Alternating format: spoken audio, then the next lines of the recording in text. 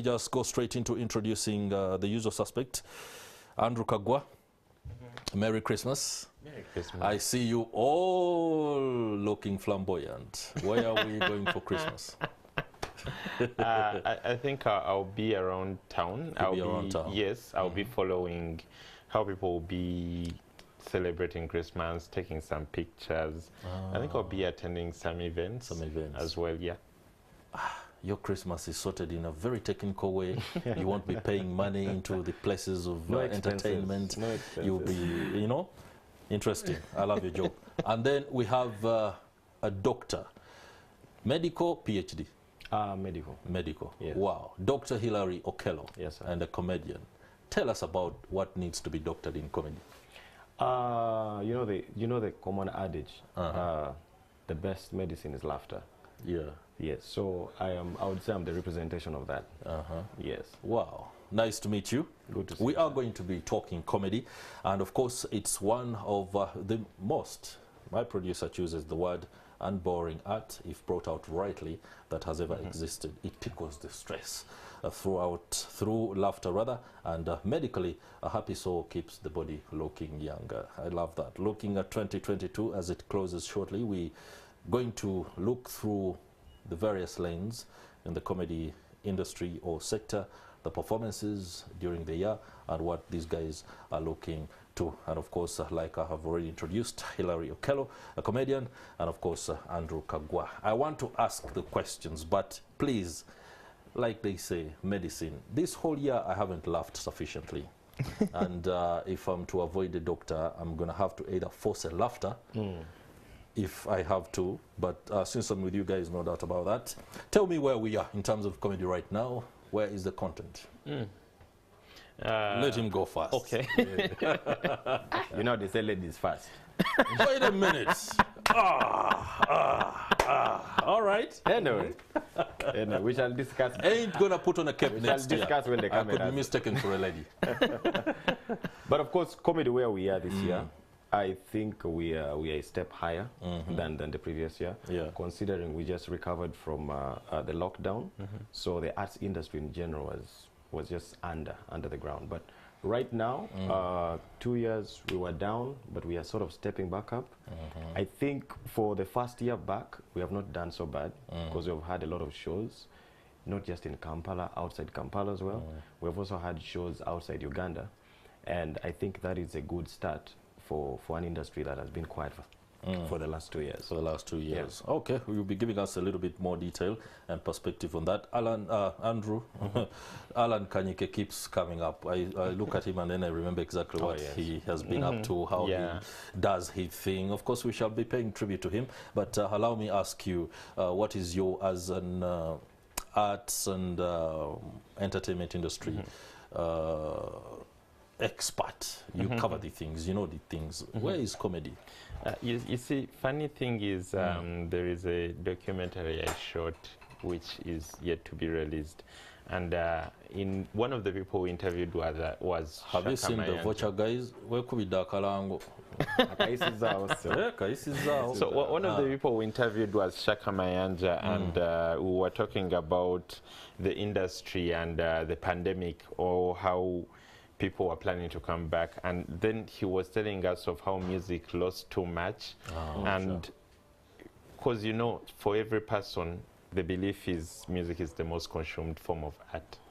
And then he was saying, like, you can't believe right now comedians are getting a better traction than most artists. So, and that was when we were just getting out of the pandemic. That's when they were just reopening up. Truth is, I think comedy did not really go under when the pandemic happened. Yes, like, we were closed, people are not performing live, but there is a way comedians managed to do that transition between stage and digital.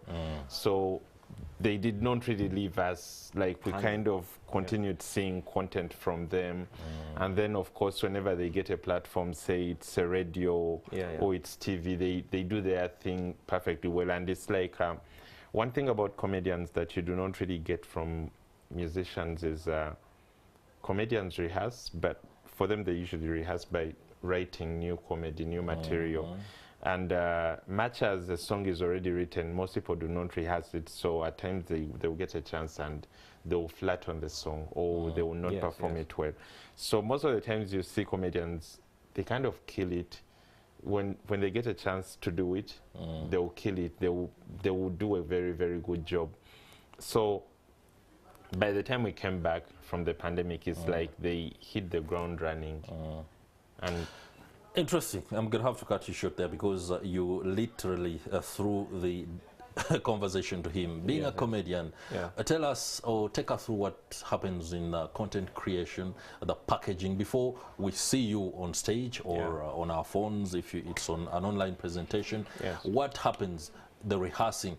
If you are to rehearse comedy 4 or 5 times, that means you are going through 5 sessions of intense laughter, especially for yourself, the lightheartedness. Is that what happens? Or you're very serious behind the scenes, and then when you come on stage, it's when you make others go, woof, berserk with laughter? I think there are principles that cut across all forms of comedy. Personally, I do stand-up comedy. But when you look at all the forms, when you look at improvised comedy, improvisation, I think, is one where rehearsal isn't a very important entity. So you just come on stage with an open mind, and the magic happens. So that's for improvised comedy. But for things such as stand-up comedy that you see me do, Salvador, and all these other guys, or even sketch comedy like with Fun Factory, those are the types of comedy that need you to sit down. Some people sit down with a pen and paper, and you sort of just brainstorm and write what you think is interesting. And then you don't rehearse alone. You always have a group of friends, fellow comedians per se, that you rehearse with, and they help punch up your joke, they help improve it and sort of squeeze out the juice out of it. So it takes a lot of trial and error, like he was saying. Every time a comedian comes on stage, is killing. But what people don't see is there are also times when you go on stage and you don't kill. Because with comedy, it's a thin line between laughter and aveyo. So either somebody will throw money or they throw a bottle. So it's interesting. It's that kind of situation. Okay, stand-up comedy, the kind that more like is off the cuff. You do what you feel like, or even what you see within an audience. Me, I won't take up a lot of time. I just want to give you an opportunity. Just do your thing, pick up anything you can, either from the studio or whatever, and let's have the best of you. You can. I think you can check me out on social media, and you'll find the best of my content there. I did not rehearse to perform tonight. You didn't rehearse to perform tonight. You are here to discuss the structured aspects of it. We are interesting there. Okay, no doubt about that. What are the challenges that the industry grappled with? I know you did talk about some in your intro. I need to understand specifically the things that need to be worked on to get, for us Ugandans, to get the best when it comes to comedy. I think one of the biggest challenges is financial. If we are going to put comedy to a level where we can push it internationally and sort of put our brands out there, to sell anything today, if you're going to sell something, you really have to be able to put it out there. That's right. So I had a candid conversation with, I went to Nairobi for the Laugh Festival with Churchill. And I got to meet comedians from South Africa, like Lois Ogola and Celestine Tuli, and we're having these conversations about how they have been able to put it out there. Lois Ogola is one of the biggest African comedians who is doing it so well in Europe and the like. And when I got to ask him, how do you get there? He said, it's all about hustle. It's about sacrificing the little that you have to get on a plane, go to the UK and put yourself on such stages. But of course, the plane won't be free of charge. So at the end of the day, it comes down to the paper to be able to take yourself out there. And also, I think with the help of the media would really help, because people won't know about you. People won't come to watch you if they don't know about you. So because of programs like this, because of Comedy Store on NTV, people get to know about you as a brand. And then by coming to support you, they're supporting the industry. Andrew. Yep. I know you agree entirely with the challenges, as Dr. rather, I should desist from Mr. Hilary Okello espouses. Particularly, do you feel the context or they can still survive? Okay, one, performance is really expensive. And you see, the difference between comedy and music is that with music, I can leave one venue, get into the next venue, and still do it. And I'm doing the same songs. With comedy, like, there's a lot that goes into putting together an act. Like the thing, like, by the way, there are very many advantages with music that you can just show up to do one song. You can even bargain, like, no, I'll just come and do 2 songs and then I'll do it. For comedy, it's an act. Like, in other words, you cannot say, I'm coming to the show and then I'll do one thing and do one joke and leave. Like that doesn't work. It's an act. Like, it has a beginning, a middle, and the end. So it's a full act. So that difference means that whenever you're going to perform, it's a full performance. Yes. It's not. You're not just the whole experience. There is something they say in music, like campitemo is campitemo. Yes. Let's get on with it. Yes. Then, so you do not do that with comedy, which means that every time you go on that stage, the pay must be good. And yet, unfortunately, in Uganda, we do not have people that are willing to give you that pay that's good. One, it's very, very hard for a comedian to perform every day. Yes. Most of the times, I think you perform like maybe once a week or twice a week. Or twice a week. So if you're going to hit the big stage, you need money, which means you need people that are paying the big monies, which we do not actually have in this country. So what you're suggesting right now is that most of the shows that we see are afforded are down to the fact that either sponsors, corporate companies, or big money guys are coming. Yes. But then you see, even when they have sponsors, I cannot say that they are making the most out of it. I mean, take an example of a comedy store. Yes, it could have sponsors, but how many comedians are on a slot, say on a Wednesday? I do not remember if I've been able to count, because there are usually many, like there are very, very many comedians that are performing in this slot, and I do not think the sponsor gave out that much money that everyone is going to go home. That everyone will go home very happy. So, one, we need more sponsors. Sponsors need to give the guys bigger things, but then we also need the media houses to start buying content, because I know very many guys are producing content. People are producing specials that they are somehow failing to sell to media houses because no one is buying. So where is the niche that sells most? I often hear some comedians, some struggling, others effortlessly getting on with it, infusing a language that might be seen as not acceptable. I want to say the word vulgar, but I don't want to use it so often. But you see a comedian using such language, and to them, they do not even flinch when doing that. And then it comes to the fact that perhaps the audiences love these vulgar utterances. Are they some kind of niche? I think for comedy, I don't like to put comedy in a box. I feel like comedy is very subjective. What you may find funny, I could say the same joke, but you will laugh, and he on the other eyes will sort of frown and say, what is he talking about? I don't like what he's saying. So as a comedian, you need to understand that when you get on stage, anything you say, you won't please everyone. There's someone who is not going to be happy with you. So once you're at peace with that, then your life will become very easy. Then for the audiences, I've come to learn, as a comedian, your niche grows over time. And you'll get to grow, they'll grow with you as years go by. So when you look at the Ugandan audience per se, I find a little bit of hypocrisy there. Because the same person who will watch Cat Williams, right? Same person who will watch Dave Chappelle, and they're laughing their lungs out, they're saying, these American comedians are funny. And the same words sometimes even when they don't understand the American yes, they don't understand. Slang. But you find him putting a hashtag on Twitter. Hashtag Dave Chappelle is the best. Cat Williams, ooh, that special is fire. He loved every joke. But then he'll come here and watch a Ugandan comedian perform, and he'll speak about the same things, right?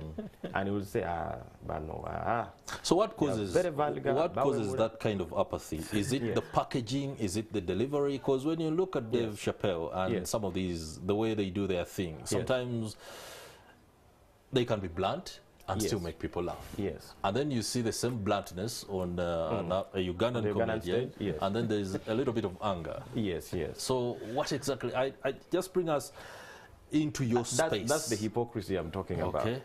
So there's, I feel like people, you know how you might perform a joke and your parent won't be happy. Like sometimes my father won't laugh at my jokes, right? But Andrew will laugh at the joke. There's a certain sense of, if it is your person, you don't want him to talk about that. But if it is somebody else, it is funny. I think there's that element in the Ugandan audience. But over time, for me, I watch comedy across, and I think as a comedian, do your jokes, build your niche, and feed your niche.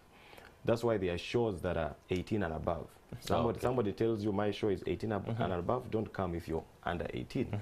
And I think is there a law against that? Against doing jokes that are 18 and above? So build your niche. Interesting there. Inform the audience, have a great time. How do you respond? For example, if one person or a comedian has been very flawless and, well, like you said, killing it in English. Can you do the same, and can it have the same impact in Uganda, or we need to understand that, well, languages differ and could kind of solicit a different reaction at any one time? Well, maybe for the context, for the viewers, we're having a conversation with Andrew before we got on air, and it was still the same thing about languages. And if I may reiterate, he was talking about how with the Americans, if you're watching American comedy, it's funny, no matter the context, whether it is vulgar per se, but you're laughing and you're okay with it. Meanwhile, when you're here and somebody says the same kind of joke, but in Luganda or in the local language, you sort of flinch and you pull aside. So I think that's one of the things about language, is that the joke may be the same, but may have a different effect when the language is sort of different. Also, on a positive side, jokes, I feel they are funnier in the local language. I feel if somebody told me a joke in Langi, I would laugh harder than a joke in English. Because it hits close to home. Isn't it down to whether you actually understand it or not? For example, if it's in English, and I don't want to classify audiences or even people, if you understand your English pretty well, and you're quick to pick up the context, you can laugh about it. You can. Okay, even if it's not the kind of laughter that another guy would be, or rather it would solicit from another guy. But at the end of the day, that's a challenge that you can weave through, don't you? Yes, you can. Yes, you can, because at the end of the day, the effect, rather the goal and the objective of a comedian is to make people laugh. If you get on stage and there's silence for the whole time that you're on stage, then the promoter will say, so what do we do? Andrew. But if they have laughed, there's no question like, what do we do? Andrew, I keep referring, every time I meet comedians, I keep referring to the fact that comedians are or the people or the audience's fools, you know? And before language creates a bit of a problem. Kings in the olden days had their fools. These guys were the ones that were brought on stage or before the king to tell the king the uncomfortable things that the advisors cannot tell them. So here we are in a country where there's a lot that is happening, and we are looking at comedians to be able to tell us the things that perhaps we shall not be told by those that we hope to tell us. Do you think they're doing a good job on that? When comedians are the mirror of the society, they're just like poets. It's just that comedians help you laugh at yourself. Like they help you laugh at the situation, but still address it. I was doing a good job I think it could be a yes and no. Yes, when it comes to the social life, I feel like it has been addressed very well. At times there is some edutainment to it. I remember, were you at the show of Optional Alan? Yes, at the National Theatre. Yes, Ghetto, that Mulago boy. Yes, that Mulago boy. And I remember when Salvador came and performed that thing of him driving drunk and and the border guy following and him. the border guy follows him and he runs to the police and then ends up being arrested. Like, wow, it was quite a very intentional narration, but it ends with, please don't drink and drive. Like, that's right. There's a message. There's a message to it, and then you've enjoyed the whole thing throughout. And I think also that's the time that Okello came and did something about you do not have to worry about any border when you're drunk if you can use an app or something. But all these things ended with a message. But where I fought comedians, where I fought you guys, I feel like we are being very safe, but of course it's a thing that art has had to deal with, I think, through the years. Art has been very, very safe. Like, we are all trying to be very social, and no one is trying to be topical. I think it's because we are afraid of the repercussions. So I feel like everything we are talking about most of the times is social things that are happening in a home, things that are happening in a bar. It feels like when people are writing films, they are writing about things that are happening home. When people are writing their skits, it's mostly things that are happening from home. Like, very few have a topical one. Have been very topical. Is that a discussion or a sentiment that has been addressed or even encountered within the industry? I think also, like you were saying, most people write from experiences, right? So he has an experience of being with a drunken driver, or he has an experience at a school assembly or something, and then the best comedy stems from truth, right?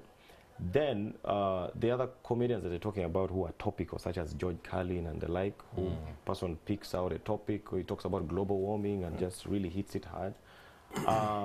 I think it comes down also to the kind of audiences we have. There are topics that are easy for people to laugh at, especially in Uganda. Talk about jokes about money, talk about women, talk about men, talk about relationships. Those are easy to hit jokes. You're sure when I go on stage, I'll get a good time. But if I go on stage and talk about religion, it's tricky. You see what I mean? So you're not sure. It's a thin line. You don't know whether, like I said, you don't know whether they'll throw money or throw bottles. So if you were me, you would play safe, because especially if you're still an up-and-coming comedian, you're still trying to build yourself. But if you've built a brand that is everyone is aware of, everyone knows you, if I advertise my show, I'll get 2,000 people, then so that's when Trevor Noah can now talk about all these other things. The political things and stuff. If you take time and watch the old specials, usually the first shows and all the, like Kevin Hart, his earlier shows, it's all about talking about ostriches and what. You see what I mean? But right now, where they are, they can talk about those topics because the brand can defend itself. Okay, very quickly, as we enter the final bend of this discussion, what is the pipeline like when it comes to the young comedians? Because I believe it's something that offers inspiration for those that could be doing comedy either during school, open days or the weekend. Is there some sort of pipeline that we can identify and say, yeah, there is a line, just like musicians, the upcoming. You enter here. The raw ones, you know that, hey, he has talent, but he needs a little bit of guiding here and there. Is it happening in the comedy industry? It's not very clear, I would say, but conviction plays a big role. If you really want to do something, you'll find a way. Personally, the way I did it, I got in touch with comedians who are already in the industry via social media. You just inbox someone and you're like, hey, so and so, I would like to try out comedy. So how do I go about it? And I think entertainers, especially comedians, they're very welcoming. Because if you grow as a comedian, it affects me as well. It makes me also better. So we want more people out there. So I think the quickest route most times is to reach out to comedians. You either go to a show and then ask to meet someone backstage. Oh, okay. And then they will take you through. Andrew, wrap this up. Can I learn to be funny? Hey, we should have started. Jeez.